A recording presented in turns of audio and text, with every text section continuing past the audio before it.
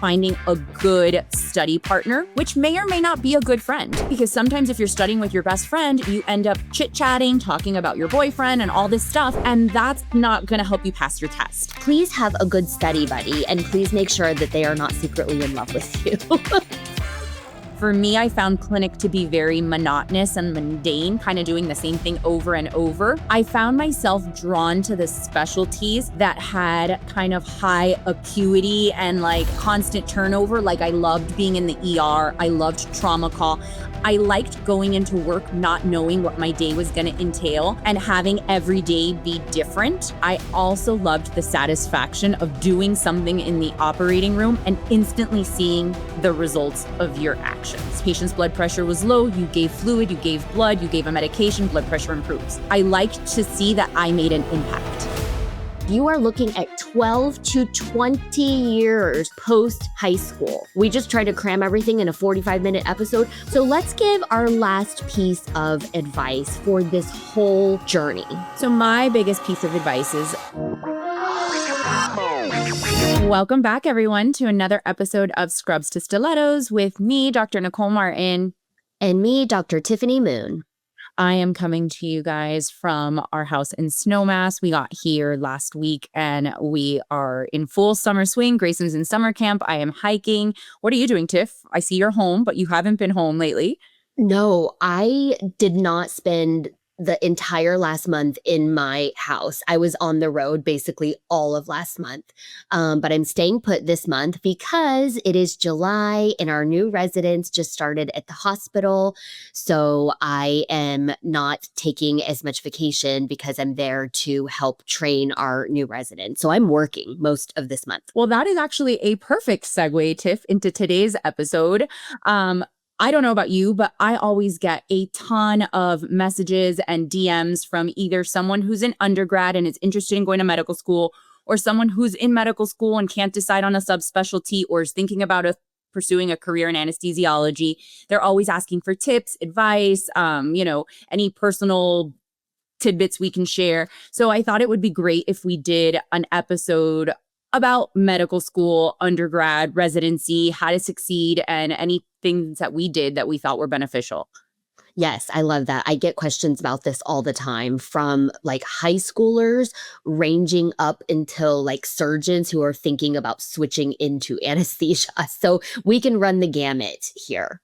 Yeah. And I sometimes get messages from some, moms, someone who's like in their, mid 30s, early 40s and dropped out of medical school and now wants to go back. And they're like, do you think it's too late? Do you think I could do this if I have kids at home?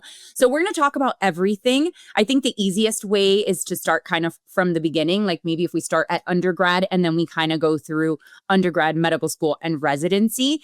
And I think you and I are perfect to talk about this because combined, we have over 20 years of advanced education experience.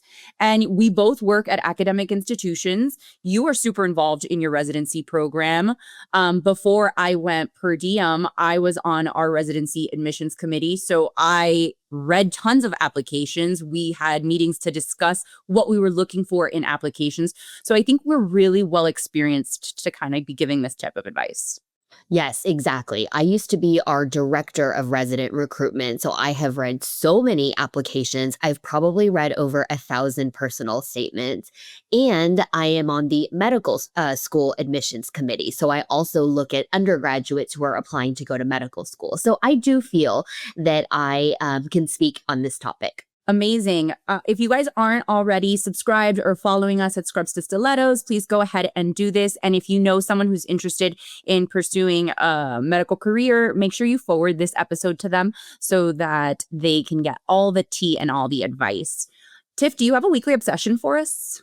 I do. My personal trainer turned me on to these things called Kion aminos. They are the branched chain amino acids, which we learned about in medical school. And I take them after I work out with a large glass of water. And it's supposed to help build muscle and help with endurance and things like that. The only negative thing is that the serving size is 7 capsules, and they're large capsules. They're not like small little birth control pill-sized pills.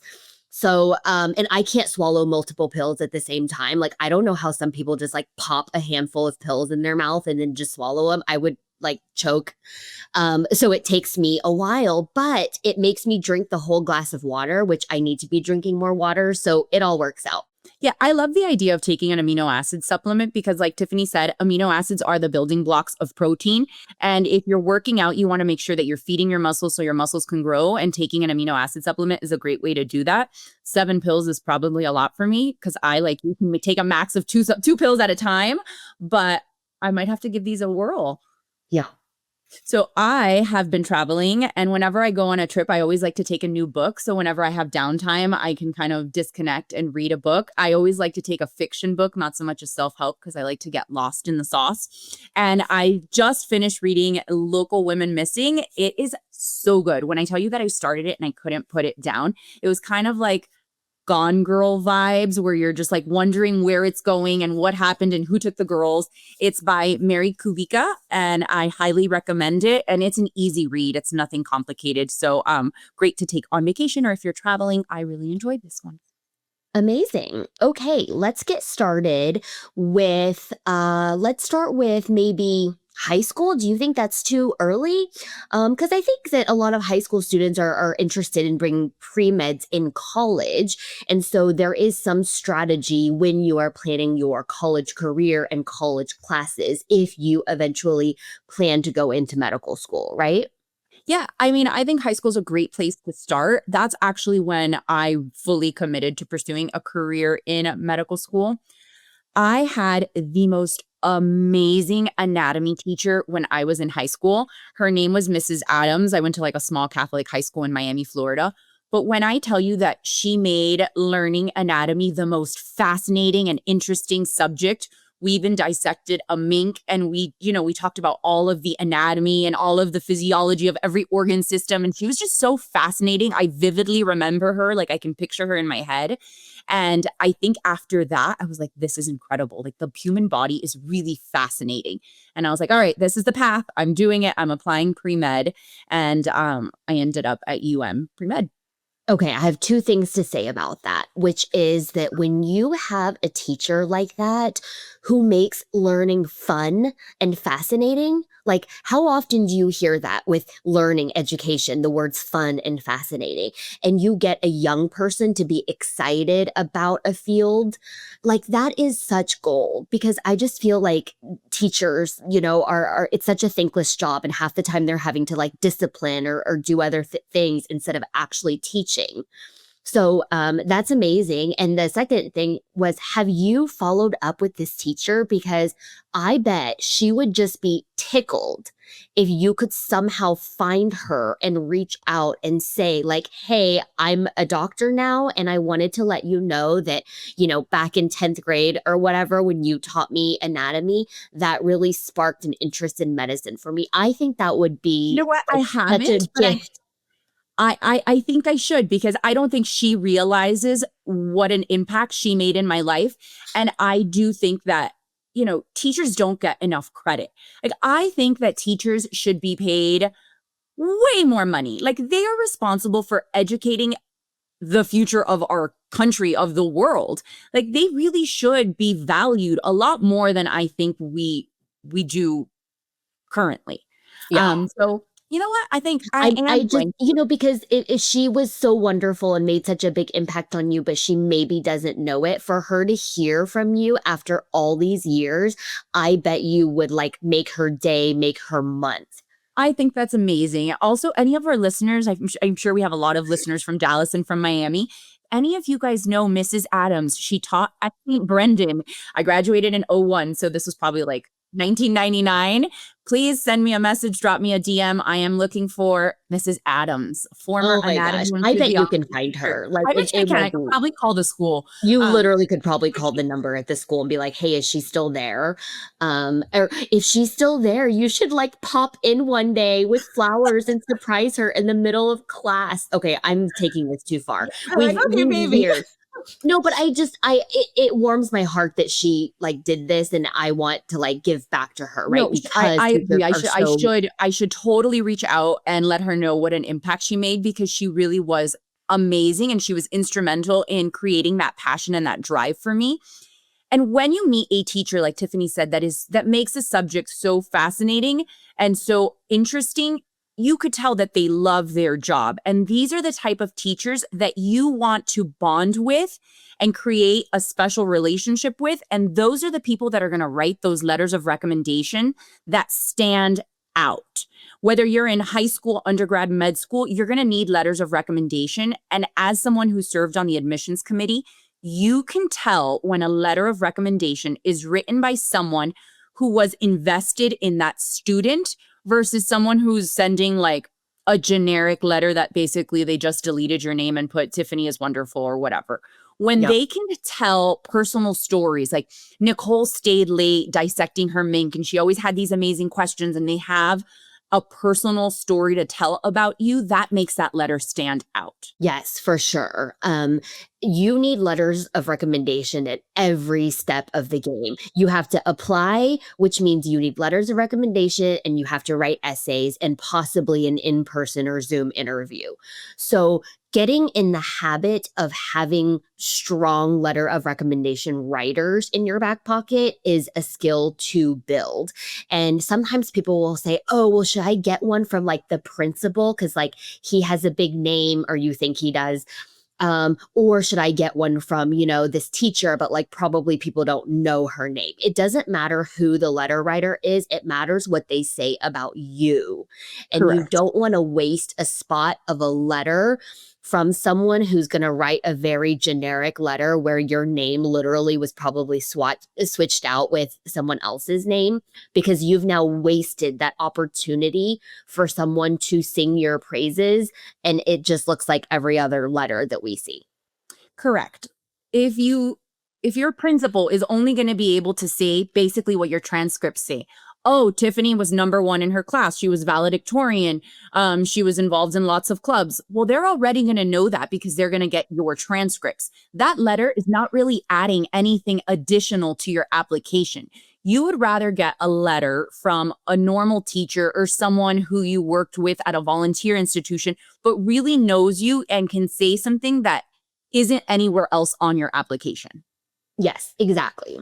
Okay, so if you are in high school going into college, a lot of the mentees that I have always say to me, like, do I need to major in a science major, like biology, chemistry, something like that? And the answer is no. In fact, as a medical student admissions committee member, when I look at an application and they didn't major in something that was, in the biosciences, I think it's more interesting to have like an art history major or a political science major. And it seems that they are more well-rounded. However, you still need to have all the prerequisites in order to apply for medical school. You also need to take the MCAT, which has biology, physics, organic chemistry. So the reason that most people who apply to medical school are in one of the science majors is because you can kind of double dip. Like your course curriculum kind of overlaps with the MCAT curriculum and the prerequisites that you need to apply. Versus if you're an art history major, you still have to take organic chemistry, genetics, biochemistry, all the whatever prerequisites they are, and still take all your art history classes. So you are a little bit more full, I guess I would say. Correct. You don't necessarily have to apply and go straight into the pre-med track like Tiffany is saying. The pre-med track is really science heavy because most people are majoring in either biology, chemistry, biochem, one of the sciences. So a lot of times your semester is science heavy, meaning you're taking 2 science classes, probably a math class, and there isn't room for a lot of fun or electives. But that's not to say that you have to be a pre-med or you have to be a science major in order to go to medical school. There are a list of prerequisite classes that you need to take in order to apply for medical school, and classes that you should take because it'll help help you succeed on the MCAT. But if you want to be an art history major, you can totally do that. And I think it actually makes for probably a more pleasant undergrad experience if you can fill your schedule with things that you actually are passionate about versus the mandatory prerequisites. Yes, exactly. And the other thing that I always advise high school students and undergrads is to shadow early. If you think you might want to be a pediatrician, a dermatologist, an anesthesiologist, the best way to know if you might like to do that for the rest of your life is to find one in your city and be like, hey, can I come to the hospital? So on weekends, if they're taking call, or if you're not that busy with your classes in high school, or maybe even during a spring break, you go to the hospital for a day, shadow an emergency medicine physician for a day, shadow an anesthesiologist, then shadow a dermatologist. Those are all doctors, and yet they have very, very different practices. And so you kind of at least get an idea for, okay, if I go down this career path in 10 or 20 years, this is likely what my day-to-day life would look like. Do I like it? Like when I did my derm elective, I think my attending had like 40 patients in a day, and I couldn't even keep them straight. I was like getting them confused. And I just feel like it was so fast and they would just do something and then go to the next. And it was like very overwhelming to me. And then I thought I would like pediatrics because babies and kids are cute. But guess what? Sick babies and sick kids are less cute, and their parents are not cute at all. And I was like, oh, I don't like pediatrics. So you kind of have an inkling to do something, but you don't really know until you do it. So I would have the advice of shadowing early as much as possible. Absolutely. I thought I was going to love dermatology because, I like beauty and I like skincare. And I always thought, man, this would be an amazing field. Well, let me tell you about my dermatology rotation. So the University of Miami has one of the few inpatient hospitals for dermatology. So when you rotate through dermatology at UM, you're not doing like outpatient clinic Botox type of stuff. No, you are taking care of hospitalized inpatients with derm conditions. I'm talking Steven Johnson, skin peeling off, blisters. Like it was the most gruesome dermatology experience that one could ever imagine. And I realized that like pus and I are not friends. Like I don't want to see skin flopping off. Like I could see an abdomen filleted open. I can hold a beating heart. Give me a pustule and I will vomit. Like it's disgusting. And I can you know. imagine if I would have applied for dermatology and had to do that for 4 years? No, I and don't think I also would have like survived. I wear my expressions on my face. Like I cannot hide, like no poker face. I would be the worst poker player in the world. And on my derm rotation, my resident said to me, he was like, could you not look like that on your face? And I was like, oh, what did my face look like? And he was like, you just looked really disgusted and grossed out. And I was We like, have a oh, leprosy like, clinic. So we see a lot of like really just, extensive skin conditions at our facility. And for me, I just realized that this was not the subspecialty that I wanted to pursue, even though I thought that I was going to love dermatology.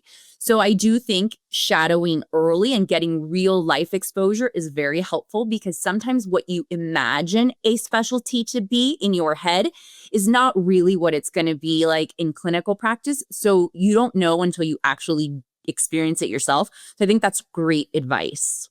yes. I have another piece of helpful information, something that I personally experienced. So when you're doing your pre-med classes, these are often really large classes that are being done in massive auditoriums. So for example, your biology classes, your chemistry classes, your orgochemistry classes, for the most part, these are 200 plus auditorium classes because there's tons of students that are taking these. And a lot of times you miss something in class, especially with chemistry and orgo. And one of the things that I found very helpful was to visit the professors during their office hours. So a lot of times these professors will give you in the syllabus their office hours. These are times where they will be in their office and they will be privately or personally accessible to you. And that is a great time to go see them. If you didn't understand a topic, you need something explained a little bit in more detail. And it also is an opportunity for them to get to know you on a personal level, because in a classroom with or an auditorium with 200 plus people, they don't know who you are if you're sitting in the last row. But if you go see them every week during their office hours to go over some things that maybe you didn't understand, they start to realize, oh, that Tiffany girl, she's, she puts in the effort. She comes by during office hours. And I do think that that's a really special way to build relationships with faculty, and also to maybe find a faculty mentor. I will never forget, I had a professor named Dr. Wren. He had a very heavy accent and he taught chemistry. And I could not for the life of me sometimes understand what he was saying in that huge auditorium when it echoes off the wall. So I started to go to his office hours. And we became like friends, and he had an opening in his lab. I became one of the lab assistants, and I worked at his lab all throughout undergrad. He ended up writing one of my letters of recommendation for medical school. Ended up being a really nice relationship that I think strengthened my application for med school. And it all happened because I made that extra effort to go see him during those office hours. And I don't know if you ever did that too. No, I have an office hours story as well. So I went to Cornell for undergraduate, and Psych 101, I think, at least back then, was the largest class at Cornell. I don't quote me, but I want to say it was 1,000 people. It was an auditorium. Oh, It was wow, that's huge. And really it was Psych 101. The professor's name was Dr. James Moss, and he had been on Oprah, and he was the sleep doctor. So he had done studies with like these narcoleptic dogs. It was so cute. These dogs, when they get excited, they like their narcolepsy kicks in and they like fall asleep. It's really cute. And he talked about like the different cycles of sleep and REM sleep and dreams and all this stuff. Okay. So I went to one of his office hours. I forgot why, but there was something he said that I wanted to ask more questions on. And he got to know me, and he's like, oh, where are you from? And I was like, oh, I was originally born in China, but then my parents moved here when I was 6 years old, told him my whole life story, everything like that. And he was like, oh, my son, who at the time I think was in high school or something like that, is taking Mandarin. He was like, do you speak Mandarin? And I was like, yes, I speak it fluently because it's my first language. It's my native tongue. And he's like, oh, my son is learning Mandarin. He's taking it in school, but he doesn't really have many people to like practice Mandarin with. Would you like to meet him and like come over for dinner and like practice Mandarin with him? And I was like, okay. And it's not as weird as it sounds. It was all very platonic. And so like, I think he picked me up from my dorm and drove me to his house, and I had dinner with his family and then practiced Mandarin with his son. And then his son liked to shoot like shotguns. And so we went in the backyard and shot these like little clay frisbee things. He like taught me how to use a shotgun. And it was all very normal. Like nothing happened. And we became friends and like exchanged numbers and kept in touch for a while. But like, I was basically at my professor's house having dinner, and it was because I went to him because I was interested in this study that he did about narcoleptic dogs and all this other stuff. So but imagine that letter of recommendation, right? Not only can he say that Tiffany aced the class, which is obvious because that's in your transcript, right? But he can say that she cares enough to put in extra effort, that she comes to office hours. She's also very skilled in speaking Mandarin. She's a tutor. Like now he can share details about you that you may not have highlighted anywhere else in your application. And you read that letter and you're like, wow, this girl's not only smart, she's personable, she helps others in need. Like you can get so many other characteristic or attributes through a letter of recommendation when someone knows you well. Yes. Yeah. But you have to put forth the effort to establish that relationship, right? Like your professor isn't going to like come find you or something like that, right? So you kind of have to, put yourself out there. Yeah. I love that story. And I think that those are examples of things that people don't necessarily realize. Like, yeah, you can ace the class, but if your professor doesn't know you and you don't have letters of recommendation that show other sides to your personality, having straight A's, a lot of people applying to medical school have straight A's. Like going to medical school requires you to be smart. what is going to set you apart from other smart people? Well, the fact that maybe you speak multiple languages, like Tiffany speaks Mandarin, the fact that maybe you're a tutor, so that shows that you like to help people, things like that, I think really help strengthen your application.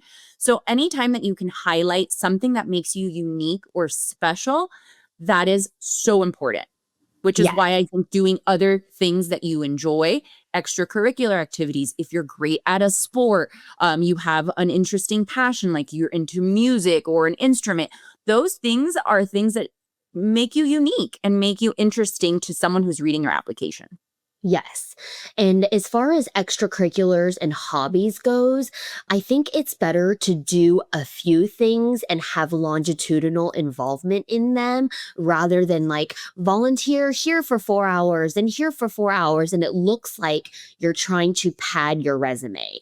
I have seen some resumes that list a lot of things. They're like 4 pages long, but the hours, which you have to enter in how many hours you did an activity, it's like I don't know, a very superficial number of hours, like less than 10. And so it looks like you kind of don't have allegiance to a particular organization or activity, and you're just kind of grasping at straws.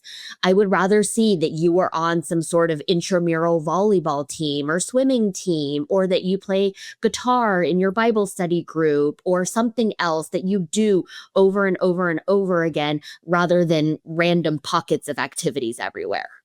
Correct. Because going to medical school, doing residency, it is a long track and it requires commitment.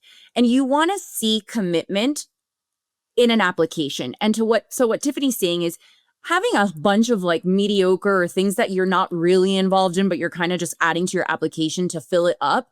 That's not going to stand out as much as someone who has been committed to an activity for the long haul. Even if maybe instead of having 20 different things on your application, you have 5 different things, but those 5 things are things that you're really involved in, you're really invested, you've done a lot of projects in. I think that is stronger in an application than 20 like random things. Yes. So let's say you are successful and you get into medical school. What are some tips that you would give to people in medical school? So I think, medical school, especially the first 2 years, at least at my medical school, was a lot of academic classes. At your first 2 years was basically all didactics. You were in the classroom. And then the third and fourth year were your clinical rotations. But you were getting a ton of material in terms of academics. So my biggest piece of advice is to be organized. I would basically, the beginning of every semester or every segment that we were doing, I would sit down with a calendar. I would print out an empty calendar and I would mark off where the tests were. And I would look to see what material was going to be on those tests and I would divide everything. And I would be like, okay, if I have to cover all of these different chapters in a matter of 2 weeks, how am I going to do that? And I would set up a study plan. And it was every day what I had to do. That way I never fell behind. I made sure that I covered every single topic that we had to before the test came. And I wasn't overwhelmed the weekend before the test trying to cram everything. So I think being organized is so important to staying on top of things and not falling behind, because it accumulates very quickly, the amount of material that you have to process. So if you don't And if stay on you're top not of it, organized, it will bury you. You'll be like a week behind and you'll be like, oh crap, like how am I going to get through 200 pages this weekend? correct. So Yes, I you have think to pace being yourself. organized and pacing yourself allows for you to kind of just learn at a pace that is tolerable. Because if you leave everything for the weekend before the exam, there's no way to do it. You're going to drown. Yeah, I think as a smart person, it's like I used to be able to cram at lunch for an afternoon test and like ace it, no problem, right? In college, that was a little bit more difficult to do, but there was still a few classes where I could like kind of cram the night before, pull an all-nighter, and then catch up a week's worth of material. We are telling you, in medical school, you cannot do that. The volume of material is insane, and everyone who's there who got into medical school is also brilliant. And so you can't like you can't use your old study habits in medical school. You really do have to pace yourself and stay on top of it. Make sure you're going to lab, make sure you're going to office hours, and make sure that you have good study habits. The people that I saw struggling in medical school, they were all very bright. And I think they just never had good study habits because they didn't really need to, right? Like they were bright enough that it compensated for poor studying habits. But in medical school, it caught up to them. My roommate in medical school, who you sat next to at Lead Her Summit, her name's Michelle. I love her dearly, but she's obsessed with baseball. And in our apartment, while we were studying, she always had a baseball game on. And I'm like, how can you study like genetics or biochem or cell biology, but you're watching the Rangers game? You know what I mean? Like, and I just, it didn't like when I study, like I need it quiet. Don't talk to me. I need like music. And actually, the music can't have words. It has to be like house or like classical or something that doesn't have words, or else I'll start singing the words. And I feel like she perhaps didn't have the best study habits. The other thing is to figure out how best you learn. That was For where I was going. me, yes. Like if auditory learning, like if I sit and listen in lecture, I will probably pick up 50% of the lecture because I have ADD, I don't pay attention well. And like when the words come into my ears, like I don't retain it. I don't know why. I have to listen to something, I have to see something else, and then I have to write it down.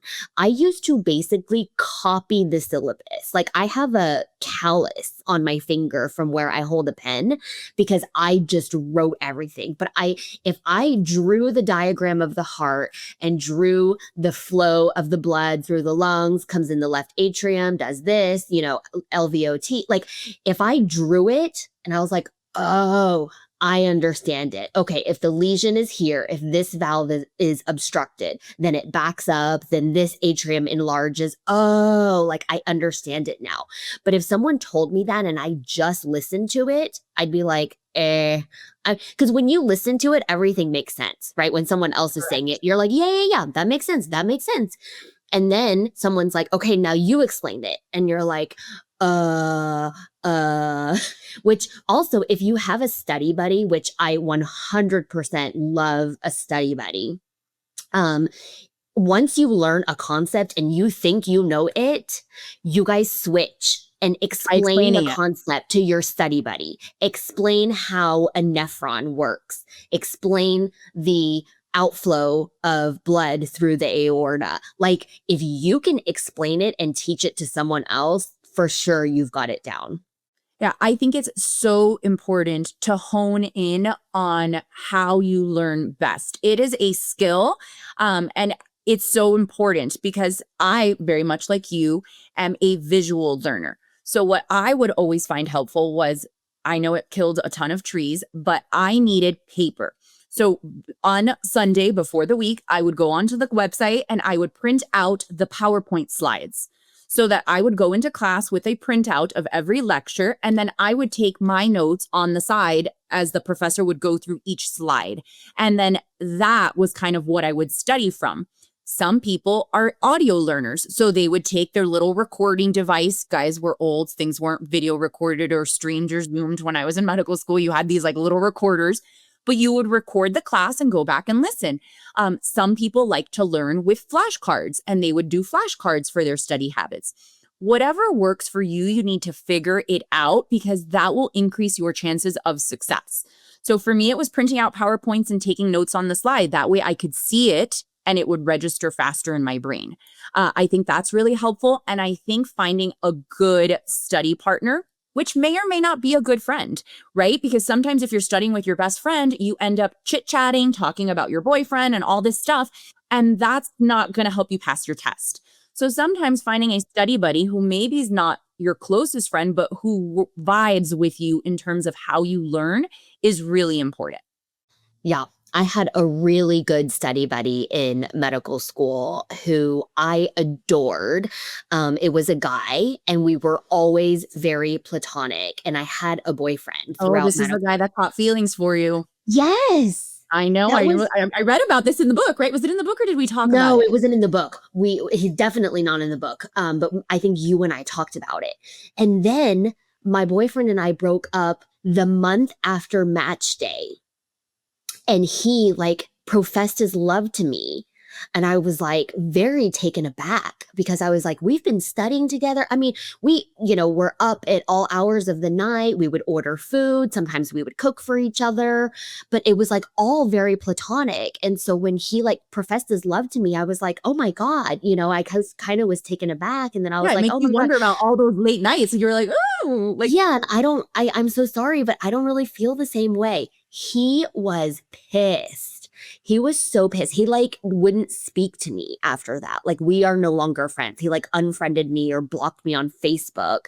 And anyway, so yes, please have a good study buddy and please make sure that they are not secretly in love with you. all right. So after you make it through your first and second year, which is a lot of didactics, you start your clinical rotations and you will rotate through all sorts of different subspecialties.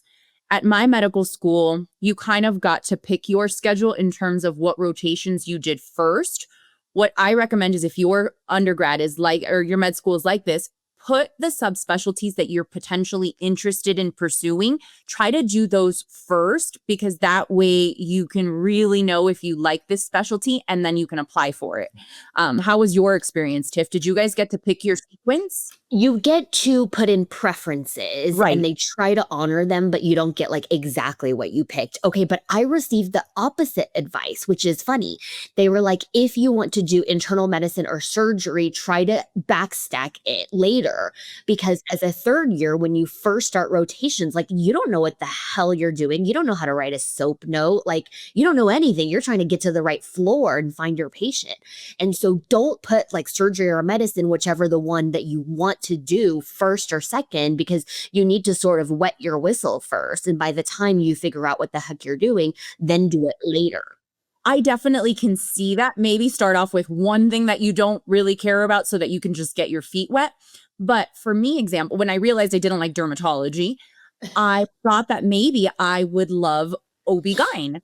And I was really interested in doing OB-GYN reproductive endocrinology. And I'm so happy that I rotated through OB-GYN early because I was able to erase that off of my list. But once I did OB-GYN, I realized that number one, most OB-GYNs are extremely unhappy because their schedule sucks and they were miserable, especially OB-GYN residents. Holy moly, I think they have the worst work schedule of almost all residents. So they were miserable. I also realized that as much as I loved labor and delivery, I loved the surgical aspect of things. I hated gyne clinic. If I had to do pap smears for the rest of my life, I would be so bored. So there were a lot of things that I realized through doing the rotation that made me not apply to be an OB-GYN. And I'm happy that I was able to cross that off early because then I was starting to realize like, okay, well, what am I going to do? And it led me to kind of find anesthesia. Whereas if I wouldn't have done that soon, it maybe would have been too late. Yeah. I mean, regardless of whether you do it early, in the middle, or late, like it all works out. You know It what I does. mean? You get what you need from the rotation when you need it. And I think sometimes medical students are so rigid, like I didn't get my first choice or da da da. Like it all always works out in the end. You have to believe us, It does. even It if does. you're not getting exactly what you want. And sometimes when you're unhappy with something because it's not what you liked, it's actually the universe working in your favor because maybe you didn't want to do surgery first, right? But then you end up doing it and you're like, oh my God, I'm so happy I did it first because I absolutely loved it. And now I know that this is what I want to do. So sometimes you may be upset about something, but like Tiffany said, you're not the first one to go through this. You're not the first one to be upset with your schedule. It all ends up working out at the end. It really does. Yeah. So I you just have often get to, yeah. I Um, often get asked why I chose to do anesthesia or how I decided on that subspecialty. And it was not an easy choice because you're not really exposed to anesthesiology early on in medical school. It's kind of one of those electives that you end up doing during your fourth year. And for me, I knew after doing a couple rotations that I didn't want something that involved a lot of clinic because for me, I found clinic to be very monotonous and mundane, kind of doing the same thing over and over. I found myself drawn to the specialties that had kind of high acuity and like constant turnover. Like I loved being in the ER. I loved trauma call. I liked going into work not knowing what my day was going to entail and having every day be different. So I loved that about anesthesiology, that you went into work every day, your cases were different. One day you could be taking care of a preemie that weighed 500 grams. And then the next day you could be taking care of a 90-something-year-old doing a hip. And I loved that every day was different. I also loved the satisfaction of doing something in the operating room and instantly seeing the results of your actions, right? Patient's blood pressure was low. You gave fluid, you gave blood, you gave a medication, blood pressure improves. I liked to see that I made an impact. Yeah, it's very gratifying, especially for people who are used to delayed gratification. And I talked about this in the book, why I chose anesthesia. But yes, you do something and it immediately causes an outcome and you're like, oh, I did the right thing. I made something better. And at the end of the day, you kind of have this sense of accomplishment that like you got someone through surgery and woke them up, dropped them off in the recovery room after they just had their abdomen cut wide open. You know what I mean? Like it's kind of a magic trick every day. And so, yes, obviously we're biased because we're both anesthesiologists. But again, I also hated clinic. And one of the things that I hated about clinic was just that like a lot of the patients were non-compliant. You know, it's like, oh, have you been taking your blood pressure medicine? Oh, you never filled your prescription? Well, no wonder your blood pressure is still high. Oh, you're still smoking? And I'm like, what would you like for me? Why are you even here? Because you didn't do any of the things we told you to do 6 weeks ago. You know what I mean?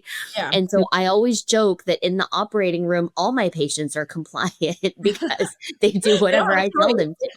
Although once in a while we had someone have anaphylaxis to ANSAF not too long ago, like true anaphylaxis. Yeah, like a young person undergoing a non-complicated nothing surgery. Completely. Anaphylaxis is a life-threatening allergy to a medication. Yes. For those of you guys that are not So aware. sorry. Yeah, I forgot that most people don't throw that word around. So sorry. She completely tanked. And I was like, oh my God, what are we? You know, like young patient, not worrisome surgery. And at first we saw the flat line and I was like, did someone take one of the EKG leads off? You know, because sometimes when they're prepping, like they're moving them or one falls and I was off. like, quit touching the patient because we're still prepping. Incision had not been made. And I was like, quit touching her, like stop prepping, you know, because my EKG just went flat. And so everyone stopped touching the patient. And I was like, no, it's still flat. And then I palpated the carotid and I was like, I don't feel a pulse. And I was like, okay, let's start chest compression. Someone get the code card. So yeah, that was super fun. So I guess not all patients are compliant. Sometimes in the OR, they do keep us on our toes. Going back to medical school rotations, I just wanted to give a piece of advice, which is that if you can find who is coming off of that rotation when you start it, right? Like say, you know, you were on psych for 6 weeks and now you're going to rotate to internal medicine. While on the schedule, you can see who just is coming off of internal medicine. Call them up, say, hey, bro, can I buy you a coffee, a dinner, or something like that? And they will spill the tea on that whole rotation.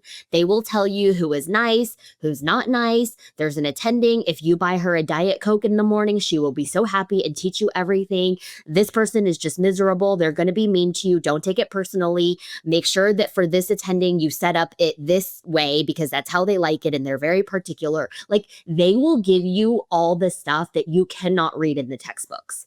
That is huge. And that's not only for medical school, that goes for residency as well. No matter what residency you go to, you're going to rotate through different specialties within that specialty, right? Like, so for example, anesthesiology, you're going to rotate through the ICU, you're going to rotate through pediatrics, through OB, through the different divisions within that subspecialty. And going into that rotation well prepared is huge. And one of the things that you can do is talk to someone who's already done that. And then they can tell you, you know, kind of give you the landscape, you know, the lay of the land, tell you what time you should be there, what to expect, what the attending's like. And that way you can be a little bit ahead of the game, because there's nothing that irks me more than when someone shows up to work unprepared, meaning their username and password doesn't work, so they can't get into the computer system. You know you're going to have to chart on a patient. Why is your username and password for this computer system not working? You need to pull drugs. Why don't you know how to use the Pyxis? Like all of these things can be established by being proactive. And I think that is this like a telltale sign of an unprepared person is when they come in and they can't do their job because they didn't put in the effort. Right. And it's very obvious. And that's going to Oh, hinder your learning when you can't even like get your drugs and turn in your papers and all that kind of mess. So now you've put yourself behind someone else who is proactive and has all their stuff taken care of. And now they can focus more on patient care and the learning that comes from it instead of figuring out, all the logistical things. if you create like a little group amongst your, friends, 5, 6, 7 of you, and you guys all agree that after you finish a rotation, you're going to type up a 1-page document on Word, spilling the tea on that rotation, and you guys all share it on a Google Doc or whatever. That is so helpful because if you can, it takes 5 minutes and then you have the tea on 5 or 6 other rotations because you guys are working collaboratively and sharing all the information. I think that was like a super helpful thing that we did. We had a Google Doc where everybody would type in kind of like, the tea, tell you what attending was great, which one wasn't, which one to stay away from. This guy loves to talk about this subject. So if you read about this Make subject sure you ask him about Vietnam. whatever, like those little things really make you stand out or make you an attending like you. And that can change the experience of a rotation entirely. Yeah, it's so funny. Yeah, Ron Miller was one of my attendings in residency, and he loved to talk about Vietnam and blood transfusions. And you would just ask him one question, and he would talk for like 30, 45 minutes, and then like he'd give you a good grade. And you're like, I barely even spoke, but he was happy. So yeah, that's great. Okay, to round out this episode, do you have any other tips as a whole for people who are going through this process? Because it's long. I mean, okay, you go to, K through 12, like most normal people. Then undergraduate is usually 4 years. Sometimes it can be 3, sometimes it can be 5.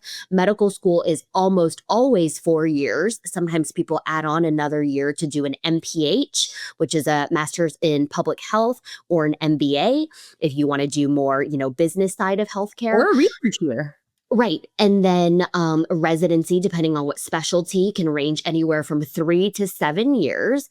And then there's a fellowship, which is optional, depending on the specialty, from 1 to 3 years. Okay, y'all can do math. That is a lot of years. You are looking at 12 to 20 years post high school. Okay, this whole process that we're talking about. We just try to cram everything in a 45-minute episode. We're talking about 12 to 20 years here. Yep. So let's give our last piece of advice for this whole journey. So my biggest piece of advice is, like I said, everyone who's going on this journey is incredibly smart. What's going to set you apart from other people is the effort that you put in. I would rather not have maybe the smartest resident, but have someone who tries, someone who cares, someone who shows up early, who stays late, and shows eagerness and willingness to learn.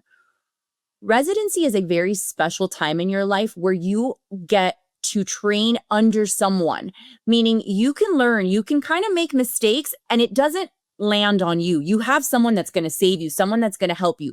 So don't try to do the easy cases. Try to do the really hard cases because that's where you're going to learn the most. Because once you're out in private practice, you got to figure it out on your own. So I think that pushing yourself and putting in more effort to do the harder, bigger cases is really what's going to set you apart from the other people. Yes, I totally agree. With residency in particular, you will get out of residency what you put in. So if you want to go to a program where someone taps you out at 4 p.m. and it's a lifestyle kind of residency, that's what it's known for, you are not going to be the biggest, baddest, person in town after that because you didn't do the hard things. So it is the time to put on your big boy or big girl panties and do the hard things because you do have that safety net under you, which will be taken away when you graduate from residency.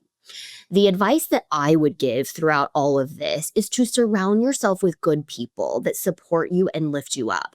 You cannot be doing this alone. I mean, you met my best friend from medical school, Nikki, and of course, my family was nearby. But you have to have a good support group because medical school is hard. Residency is hard. You are running on very little sleep. You are working 60 to 80 hours a week. You are mostly poor. I mean, I think residents make maybe like 60K now, but if you divide that by the number of hours, it's like minimum wage. And if you have $200,000 of student loans that you're trying to pay off and make a decent living, I mean, it's just crazy. So you need good people around you who make you smile, who make you laugh, who will, maybe sometimes bring you dinner at the hospital. I remember that one of the things that won me over with Daniel, who is my husband, I met him the same month I graduated from medical school. So I was a fourth year, a very late fourth year. And then I started my internal medicine intern year.